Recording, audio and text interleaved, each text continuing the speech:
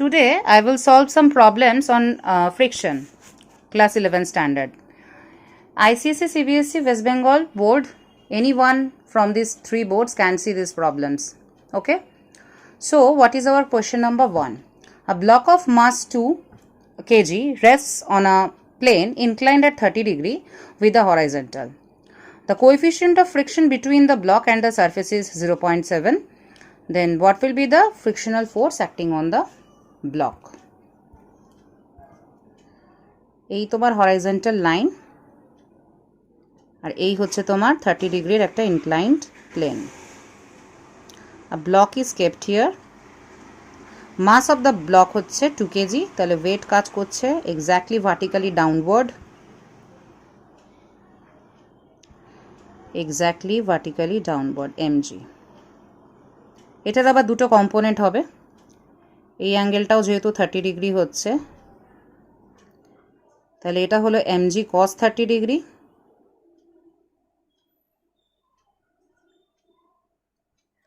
আর এদিকে তুমি পাচ্ছ এমজি সাইন 30।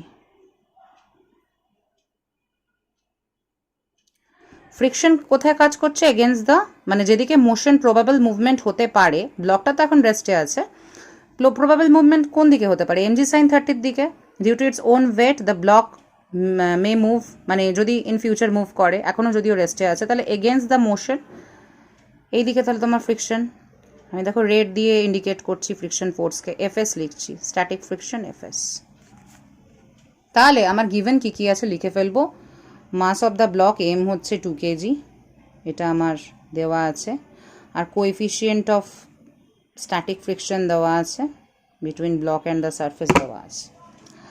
ব্লক তো এখন রেস্টে, তাহলে ম্যাক্সিমাম ফোর্স অফ ফ্রিকশন হয়ে যাবে তোমার। তুমি এগুলো কিন্তু লিখো, আমি জাস্ট অঙ্কটা করে তোমাদের বুঝিয়ে দিচ্ছি। Mu S into N, law of friction তোমাদের এটাই শিখিয়েছে। এখন হোয়াট অ্যাবাউট এন? এন হচ্ছে নর্মাল রিয়াকশন, মানে এই দিকে কাজ করছে। নর্মাল কার সাথে? এই ইনক্লাইন্ড সারফেসের সাথে তোমার নর্মাল হয় নর্মাল রিয়াকশন। তাহলে এন কত? এন ইজ ইকুয়াল টু, এনকে ব্যালেন্স করছে কে? ডাউনওয়ার্ডে দেখো কে আছে, এন এর নিচে কে আছে? এই যে এমজি কস 30 আছে, তাহলে এনকে ব্যালেন্স করছে এমজি কস 30 ডিগ্রি। তাহলে আমি মিউএস এন এর জায়গায় লিখব এমজি কস 30, তাই তো? তার মানে 0.7 ইন্টু এম হচ্ছে 2 কেজি, জি হচ্ছে 9.8, কস 30-র ভ্যালুটা আমার চাই। তোমরা এটা দেখে নেবে কত হয়। কস 30 ক্যালকুলেটারে একদম দিয়ে নেবে 0.866, এত নিউটন। এখান থেকে তুমি ক্যালকুলেট করে যেটা পাচ্ছ 11.9 নিউটন। এটা maximum friction force. If the block is at rest then the maximum friction force. কিন্তু আমার downward force acting on the block কত? এমজি সাইন 30 ডিগ্রি, তাই তো? তাহলে সেটাকে লিখি চলো। Downward force acting on the block, downward force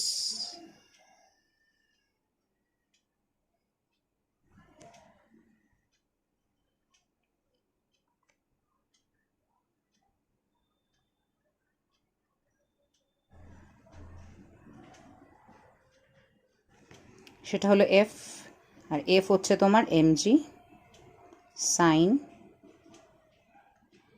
30 degree.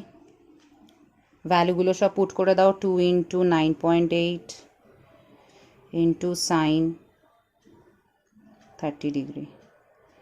সবটা তুমি ক্যালকুলেট করবে, করলে তুমি সাইন 30-র ভ্যালু হচ্ছে 0.5, ক্যালকুলেট করলে তুমি পাবে 9.8 নিউটন। তাহলে তোমার ডাউনওয়ার্ড ফোর্স কাজ করছে 9.8 নিউটন, আর তোমার ম্যাক্সিমাম ফ্রিকশনাল ফোর্স কত ছিল দেখো তো? ছিল হলো 11.9, তাই তো? তার মানে ফ্রিকশনাল ফোর্সটাই বেশি হচ্ছে, তাই না? মানে ফ্রিকশনাল ফোর্সটা বেশি 11.9, তার মানে applied force is smaller than frictional force. আর তুমি জানো যতক্ষণ না লিমিটিং ফ্রিকশনে পৌঁছচ্ছে ততক্ষণ অ্যাপ্লাইড ফোর্স আর ফ্রিকশনাল ফোর্স ইকুয়াল হয়, কারণ friction is a self adjusting force. তাহলে এখানে এই ক্ষেত্রে ফ্রিকশনাল ফোর্স হয়ে যাবে অ্যাক্টিং অন দ্য বডি, যেটা অ্যাপ্লাইড ফোর্স সেটাই। মানে 9.8 নিউটন। বোঝা গেছে কেন হলো? ম্যাক্সিমাম ফ্রিকশনাল ফোর্স 11.9, কিন্তু অবজেক্টের ওপর অ্যাপ্লাই তো হচ্ছে 9.8 due to its mg sin 30 degree, মানে ওয়েটের সাইন কম্পোনেন্টের জন্য। তাহলে ফ্রিকশন তো একটা স্ট্রেট লাইন দেখায় লিমিটিং ফ্রিকশন অবধি, তারপর তো গিয়ে এরকম কার্ভ দেখায়, তাই না? তাহলে এখানে এটা ফ্রিকশন ভার্সেস অ্যাপ্লাইড ফোর্স, এই জায়গায় একটা স্ট্রেট লাইন হচ্ছে, দুটো ইকুয়াল হয়ে যায় যতক্ষণ না লিমিটিং ফ্রিকশনে পৌঁছচ্ছে। That is Y. Okay, now the second problem is masses of three blocks A, B and C are respectively 3, 4 and 8 kg. Coefficient of friction between two surfaces is 0.25. Block A is connected to the wall with a rigid rod. B and C are connected with a fixed pulley to an inextensible string. Find the force P to pull block C with uniform velocity. চলো আগে আঁকাটা আমরা বুঝি। তিনটা তো block আছে, একে অপরের ওপর রাখা আছে, বোঝা যাচ্ছে। তো আঁকাটা তাহলে এরকম হয়ে যায়, একটা রিজিড ওয়াল রাখি আর এখানে একটা সারফেস আছে। চলো, সবার শেষে আছে ব্লক সি, তার ওপর রাখো তুমি block B K.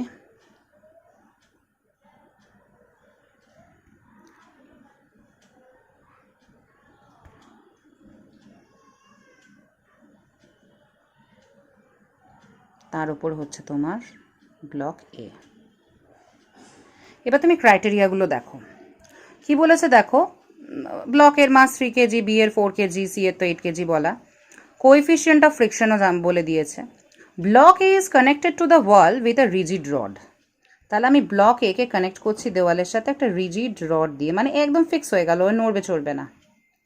Okay, B and C are connected with a fixed pulley. তাহলে এরা দুজন, একটা পুলি আছে এখানে, পুলিটা আবার এটার সাথে ফিক্স, কিন্তু এটা দিয়ে একটা ইনএক্সটেন্সিবল স্ট্রিং, দেখো লেখা আছে ফিক্সড পুলি থ্রু অ্যান ইনএক্সটেন্সিবল স্ট্রিং, সেটা হচ্ছে এই রকম কেস আর কি, ইনএক্সটেন্সিবল স্ট্রিং দিয়ে এরকমভাবে কানেক্টেড।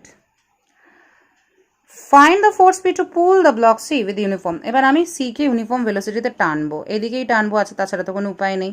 এদিকে তাহলে পি ফোর্স দিলাম ইউনিফর্ম ভেলোসিটিতে, ঠিক আছে? তাহলে টেনশন কোন দিকে কাজ করবে? সি এর জন্য আমি রেড দিয়ে বোঝাই, টেনশনটা তাহলে অপোজিটে কাজ করছে। আর বি এর জন্যও তাই, পুলি তো টেনে রাখবে না, বি সি দুটো ব্লককেই তো পুলি টেনে রাখবে। তাহলে এবার ব্যাপারটা বোঝো, সি যদি লেফটে মুভ করে, আমার লেফটে মুভ করে, তাহলে পুলি কি করবে? সি তো লেফটে মুভ করছে, পুলি তাহলে কি করবে? পুলি বি কে টানবে নিজের দিকে, রাইটে টানবে। এটা ভিজুয়ালাইজ করার চেষ্টা করো, তাই তো? তার মানে ব্লক বি কিন্তু এদিকে মুভমেন্ট পাচ্ছে, সি যদি লেফটে মুভমেন্ট পায়, ব্লক বি কিন্তু রাইটে মুভমেন্ট পাচ্ছে, আর এ কিন্তু ফিক্স থাকছে, কারণ A is connected to the wall with a fixed rigid rod, ঠিক আছে? তাহলে এখন টেনশন টি সেটা কি হবে বলো? বি ব্লকের জন্য যদি তুমি দেখো, টেনশন টিটা কি হবে না, বি ব্লকের আপওয়ার্ড সারফেসে যে ফ্রিকশন এ আর বি এর মধ্যে, আর বি ব্লকের ডাউনওয়ার্ড সারফেসে যে ফ্রিকশন, দুটোকে যদি ওভারকাম করতে পারে বা দুটোর ইকুয়াল হয় টেনশনটা, সেটাই হবে। আর তো কোনো ফোর্স এখানে একে ব্যালেন্স করতে পারে না। টেনশন বিকে টানছে, মানে বি এর মধ্যে মুভমেন্ট করার চেষ্টা করছে, তাহলে সেটাই that will be equal to, মানে মিনিমাম তাকে ফ্রিকশন ফোর্সের ইকুয়াল হতে হবে। তাহলে আমাকে বলো এ আর বি এর মধ্যে ফ্রিকশন কত হবে? এর ওয়েট নিচের দিকে কাজ করছে, তাই না? তাহলে নর্মাল রিয়াকশন কত এর জন্য? ওয়েটটাই নর্মাল রিয়াকশন হয়ে কাজ করবে, মানে M A, normal reaction M A. তাহলে এ আর বি এর মধ্যে কাজ করা ফ্রিকশন যেটা in between A and B, সেটা হচ্ছে মিউ ইন্টু, তুমি জানো friction is equal to F is equal to mu into normal reaction. তাহলে ধরো এটা বি ব্লক, বি এর ওপর এ ব্লক আছে, এ ব্লক বি ব্লক, তাহলে এখানে এর ওয়েট নিচের দিকে কাজ করছে এম এ, তাহলে এর নর্মাল রিয়াকশন কি ওপর দিকে এন, তাহলে এন ইজ ইকুয়াল টু কী হবে? N is equal to M A হবে স্বাভাবিকভাবেই। আর তাহলে আমি যদি এই সারফেসে ফ্রিকশন ফোর্স বার করতে চাই, যে ব্ল্যাক যেটা করছি, তাহলে সেক্ষেত্রে আমার কি হবে? এফ ইজ ইকুয়াল টু হয়ে যাবে মিউ ইন্টু এন, তাহলে মিউ ইন্টু এন, এনের জায়গায় আমি এম এ পুট করে দেবো, তাই তো? তার মানে মিউ ইন্টু এম এ হয়ে যাবে। বোঝা যাচ্ছে কি না? আচ্ছা, তাহলে আমি লিখছি মিউ ইন্টু এম এ, যেটা কিনা এ আর বি ব্লকের মধ্যে কাজ করছে। এবার বি আর সি ব্লকের মধ্যে কি কাজ করবে বলো? কিরকম কন্ডিশন? এখানে আছে বি, নিচে আছে সি, ওপরে আছে এ। তাহলে আমি যদি ফ্রিকশন দেখতে চাই এই সারফেসে, তার মানে এখন টোটাল ওয়েট কি আছে? মাস অফ এ মানে তার corresponding weight plus mass of B এর করেসপন্ডিং ওয়েট, টোটাল মাস এটা নিচের দিকে কাজ করছে। তাহলে normal reaction N is equal to এটা অ্যাকচুয়ালি না কি বলো তো, এটা তোমার জি ইন্টু হবে, মানে মিউ ইন্টু এম এ যেটা আমরা বলছি অ্যাকচুয়ালি ইন্টু জি এর, মানে এটা যদি আমি এম এ লিখি তাহলে এটা আমি কেজি ওয়েটে পাবো, নিউটনে পাবো না। হ্যাঁ, আমি এম এ লিখছি, তুমি বলবে ম্যাডাম এম এর সাথে তো জি হবে, এম এ তো মাস, মিউ এম জি হয়, মিউ এম কোথা থেকে হয়? তুমি যদি মিউ এম লেখো, জিটা যদি তুমি না দাও, তাহলে তুমি আনসারটা কেজি ওয়েটে পাবে, আর যদি জি ইন্টু করো তাহলে তুমি আনসারটা নিউটনে পাবে। বোঝা গেছে তো? তো এটা কিছু ভুল নয়, আমি মিউ ইন্টু এম এ, তুমি যদি জি ইন্টু করো নিউটনে পাবে, আমি কেজি ওয়েটে আনসার বার করবো। দ্যাট ইজ ওয়াই আমি জিটা লিখছি না, গ্র্যাভিটেশনাল এসআই হলো। তাহলে এখানে নর্মাল রিয়াকশন কি হবে? M A plus M B into জি হওয়ার কথা। এবার এটা যদি আমি কেজি ওয়েটে লিখি তাহলে আর আমি জিটা লিখছি না, কেজি ওয়েট। ঠিক আছে, তাহলে এই এই জায়গাটার এই সারফেসের ফ্রিকশন কি হবে, মানে ফ্রিকশনাল ফোর্স কি হবে? Mu into M A plus M B, তাই তো? এটা কিসে হচ্ছে? কেজি ওয়েটে হচ্ছে বলে আমি জিটা ইন্টু করছি না, বারবারই বলছি কেন আমি জি ইন্টু করছি না।